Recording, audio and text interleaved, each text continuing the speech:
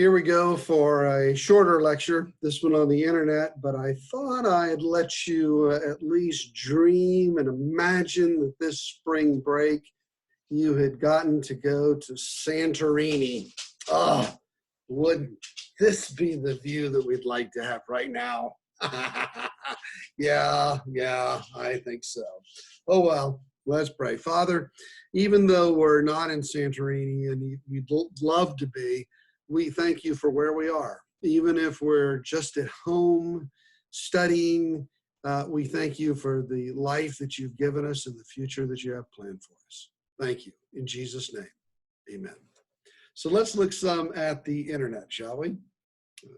This over here.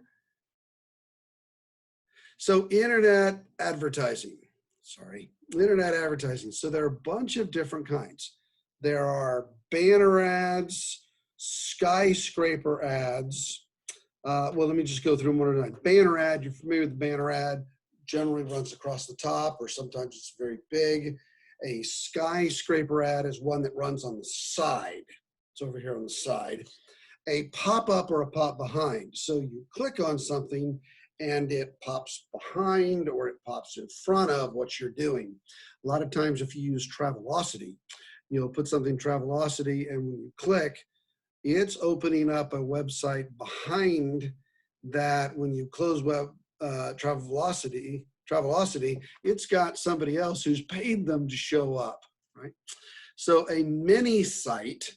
So this is where you can see on a website, you can see a little square over here, maybe on the side, and it's like it's got another website inside that website or an ad inside that website.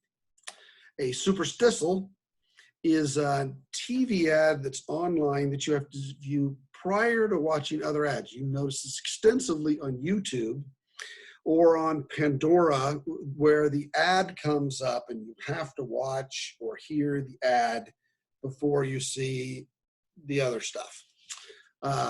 Before you see other content is what I should say, before you see other ads. Advertainment is where we're using either humor or video to entertain you as part of the advertisement. An interactive format where you have to respond and there's interchange back and forth. We of course see this on social media platforms, but there are other platforms where we try to do this. Email, and of course in spam, email that I don't want to get. And in sponsored content, you'll see, you go down in Google Ads, you'll see sponsored content or sponsored ad, different kinds of advertising that goes on the internet. So for internet sales from 2012 to 2017, you can see we have had a nice growth rate, about 9% growth a year on sales that happen in the internet. So how do we charge for the internet? This is not, of course, I'm not talking about retail stores, but how do we charge for advertisement? So first there's a fixed rate. And this is a display rate. Of course, you remember we called a display ad on magazines and on newspapers, display.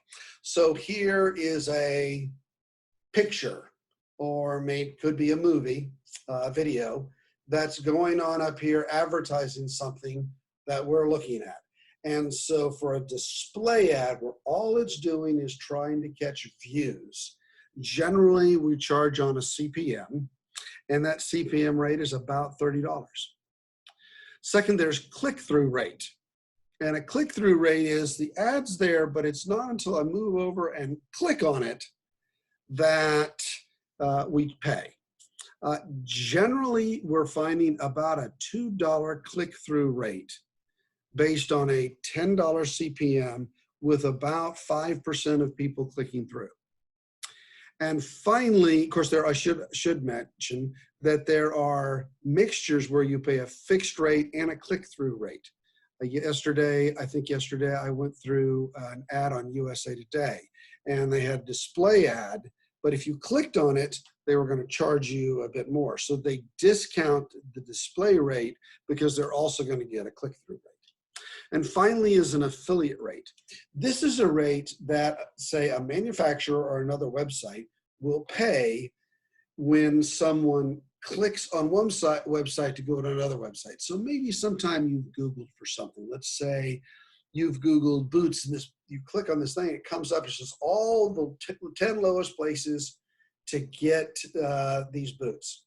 And when you click on one, it drives you to the actual website of the internet retailer who's selling that, and they are going to pay that website that directed you to go to them. They're going to pay you an affiliate rate. So they're going to pay a certain percentage of the sale based on, usually it's a percentage rather than a fixed rate, a percentage of whatever the person buys when they actually go to the site. So how do we measure the internet? First, we have hits. So if I pulled up a website here and we went to andersonuniversity.edu, that would be a hit. If we go to college business page, that'd be a hit for the college business page. And we would also count a hit to the main Anderson University site. So if I close that, open it again, that's another hit. So every time a page comes up, that's a hit. So one of the ways we first measure how successful your website is how many people are looking at it. Now, of course, you know, bounce rate can be very dangerous to that, because I go to it and then I go immediately back and we don't see anything. So one of the things in conjunction with hits that people will measure is time on site. How many times did the people go to and spend on that internet site? So we make sure that the landing page is very, very good so that it attracts people to spend longer time at the website. Okay? Then we have click-throughs, or click-through rate. We have the conversion rate, which is how many people are going to purchase, or the percentage of people that purchase. So if we have a display rate, a display with a click-through, we click on it, how many people saw it versus how many people actually purchased. And we divide and we get the conversion rate. Okay? Bring ups, that's how many times your site comes up on a search list posting. So especially we're talking about how many times does it come up as number 1, how many times does it come up with number 2, how many times does it come up with number 3. And then finally we have the cost per click. So here's an internet ad, I click on it, and I'm going to pay Google for that. The search is a bulk of internet advertising. So that means Google here in 2018 is getting just a little shy of 40% of all revenue for advertising in the internet. After that, we're going to have display ads, and then video, so Facebook video and things of that nature. Then we have classified ads and ads that are directed only toward mobile. And that could be a text, could be a lot of different things, right? So a few things I thought I'd show you. Here is some things that view for Facebook. So this shows the different kinds of items that are advertised. So electronics, clothing, education, business sites, financial resources, and how much is paid to Facebook for a cost per click. Right? So I put an ad on Facebook, somebody clicks on it, the average is $1.72 per click, but it depends on the industry. So they're going to charge a financial industry a lot more for a click than we are clothing. Right? And then average click-through rate, so for all ads, 0.9% or less than almost 1% of people who see an ad will click on an ad, which is actually pretty good. So if 100 people see your ad, you can expect 1 person or 0.9 persons to click on it. Again, it depends on industry. So you can see here for clothing type ads, you get a 1.24%. For cars, you get a 0.8%. For businesses, you get a 0.47%, right? For 0.56% for financial. Of course, isn't it interesting that we're getting low click-through rates here, but we're going to charge the most here, right? So here's the same thing for Google Ads. Here is the average. Now this is mobile, so this is people on their cell phones instead of their PCs. There's only so much you could show. So here you notice for automobiles, for an ad that goes in a Google ad, when it comes up, that means somebody put in a keyword, new car or used car. So we're going to charge, we get about 3.7% of people who put the Google ad word in are going to actually click on an ad, okay? Which is fairly good. So how much do we charge for these clicks? So the average search across all engine is $2.41 per click, okay? And when you have a display ad and they click on the display ad, we charge a click-through rate of a cost per click of about 59 cents. So again, you can see it differs by industry. Clothing, you don't get as much profit in clothing, so we don't charge as much for clothing. So if you click on clothes, the average charge is $1.38. Now, that's going to be time of day based because Google does their ads on a bidding basis. So if at 7 o'clock at night, a lot of people put in clothing ads, then, or shoe ads, then the cost per click goes up dramatically. So this is the average over a 24-hour period where it's $1.68. So 3 o'clock in the morning, we're charging 25 cents. Whereas at 7 o'clock at night, we may be charging $3 a click, right? You notice the biggest one up in here is lawyers, attorneys, and we're going to charge them $6.35 a pop. Woo! Right? Education, let's see if we find education in here somewhere. Here we are, education. Notice the average is $2.24. That includes universities. But remember, I told you, goes, average goes down 49 cents to $2.24. But you remember, I told you that for prime time for the word MBA, that grad degree, it's up to $280 a click. Interesting. So I wanted to show you this banner ad. I'll click here, and then I've got to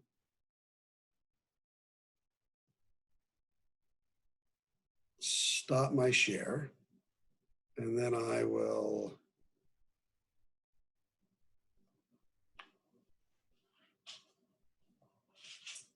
share this.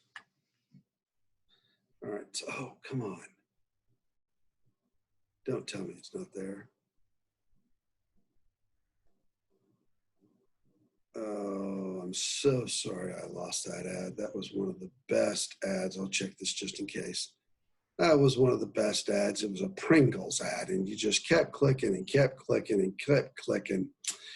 And they finally deleted that. So there, I'll stop that share. I should have checked that out beforehand. Shame on me. I was a bad professor. And I'll go back to banner ads. Right, so conversion rate. Conversion is moving a prospect from moving someone from a prospect to a customer. So in email, we're going to look at how many opened an email by. That's the conversion rate from open email to buy. Google, how many clicked on an ad, purchase. And so here's your e-commerce conversion rate by traffic type, and you can see that email is the most effective, right? Almost all the time, email is the most effective, depending on, and regardless of what the industry is. And look at number two. The number two is someone referred you to an e-commerce site. So where do we get Facebook? Facebook is way down here, and Google AdWords are right over here. So the best way to get a conversion is email. That's why I started out with email. It is really, really big and really, really important. So then we look at the average conversion rate. So this is for Google Ads. So you notice before we talked about the click-through rate. So we get 3% click, and then how many convert. Of those 3%, we're getting about 2.7% on close. So if we multiply the 3 times the 2, right, we're getting about 0.06 people out of 100 are going to buy, right? So that means you get 1,000 clicks and you get six purchases. You can see why I say it's very, very, very easy to lose money on Google Ads. And a lot of businesses don't realize it because they're making a lot of revenue, but they're not making a lot of money. So here are the most popular online stores in the United States in 2018. No surprise, Amazon was 62 billion in sales. Walmart, number 2. Walmart, of course, is dwarfed by Amazon. And then Apple. Isn't that interesting? And then Home Depot and Best Buy and Target. Wow, that is not what I would have figured, right? You can see that Wayfair is doing well down here, and look how much Costco is doing, and Sam's isn't even mentioned. So the internet, advantages and disadvantages. Advantages is popular. People like it, right? It's very easy to offer a discount, and we can offer a discount to different people on the internet. So if somebody puts something in there, and I think I mentioned before, 65% of people put something in their shopping cart and then don't buy it. So somebody puts something in the shopping cart, we do a retargeting ad. And when we retarget them, we offer them a special deal, an extra 10% to buy if they buy within the next day, right? So we can really push things through the internet. It's very easy to customize through the target audience. We track what they're doing. We track where they've gone, we track what they buy, and then we offer them something. So we can customize to the target or the audience. There's an expectation that ads are there. Of course, we do see what we call banner blindness, to where the banner ads on the internet, we tend to not see it all. It is a preferred medium for purchase for people. Generally, we think that the internet is less expensive than face-to-face purchases. And, you know, the view here is that the small guy can play, but I will tell you that as the internet goes on, it gets more and more complicated as time goes on.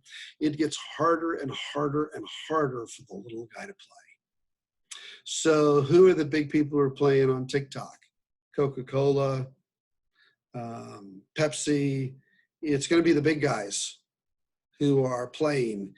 It's difficult. It's becoming harder and harder to optimize your Google ads and your Google, your search, optimize your website so that your search comes up optimized, harder and harder.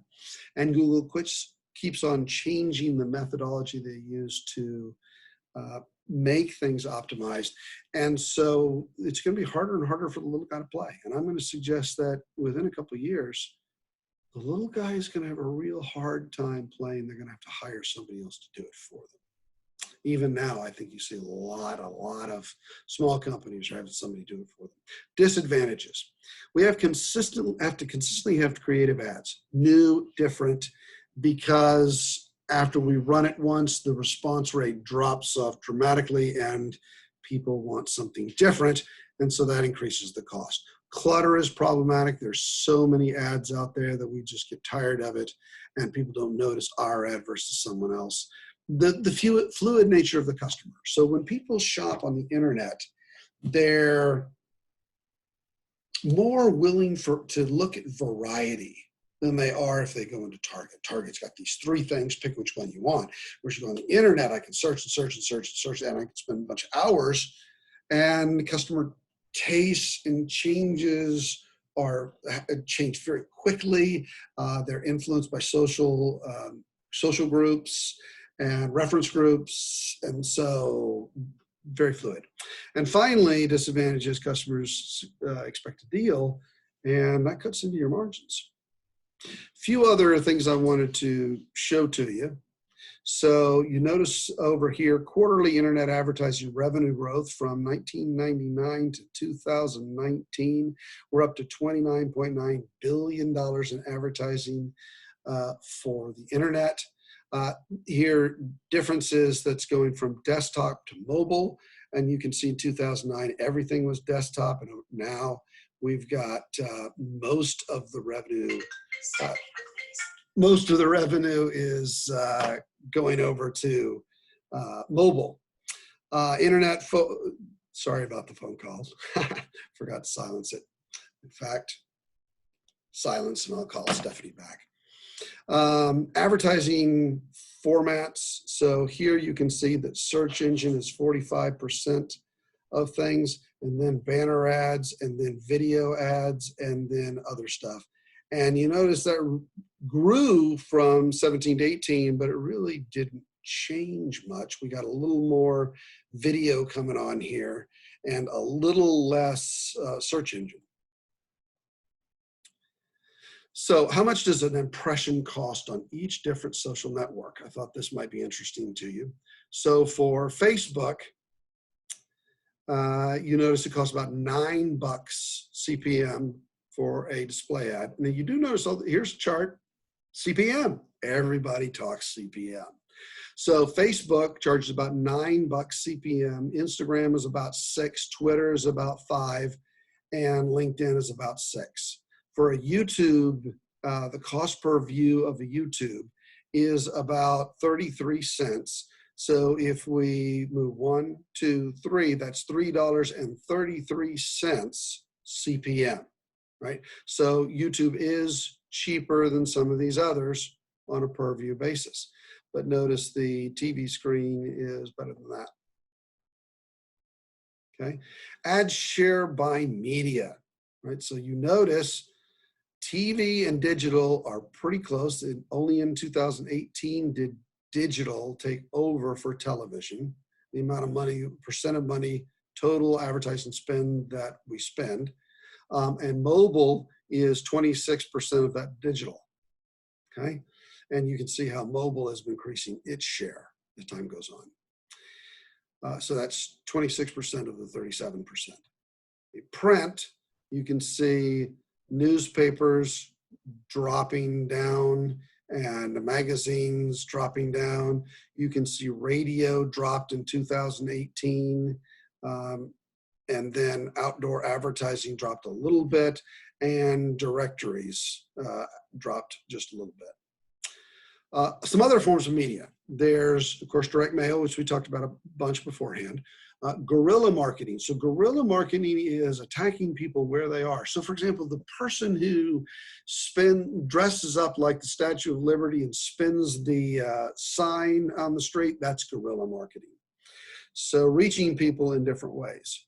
We've talked a bunch before in principles about trade shows. We've got mail order, and then a lot of marketing is simply just on the package, right?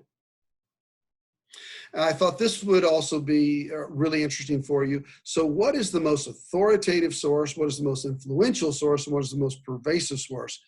And you see that TV is viewed as most authoritative, most influential, and most pervasive. Radio, 9% authoritative, but it doesn't influence me that much, but it does persuade me. And then newspapers, 26 has dropped off hugely. It's authoritative, but a lot of people don't get it, and it doesn't, and I said persuade the other day, I mean pervasive. There I go. The internet, notice only 5% of people are going to believe it. Only 3% will say it really influenced me to buy. Other things influenced me to buy. In terms of where do I look? When I look for ads, where do I look? Not that much.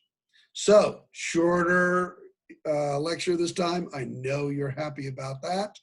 And I'll catch you on the downside. So remember, you've got these 3 lectures, and then next week you have a test on these 3 lectures. So make sure you're taking good notes. I still haven't written that test yet, but I'll get to it. See ya.